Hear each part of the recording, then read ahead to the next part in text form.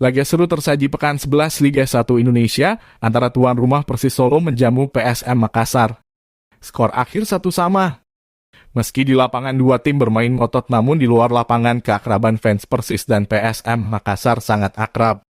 Bahkan saat jeda babak pertama, supporter PSM Makassar, The Matchman keliling lapangan membentang spanduk ajakan persaudaraan Persis dan PSM di Stadion Manahan, Solo, Jawa Tengah, Kamis sore. Aksi The Matchman itu disambut tepuk tangan meriah belasan ribu penonton di kota kelahiran Presiden Indonesia Jokowi.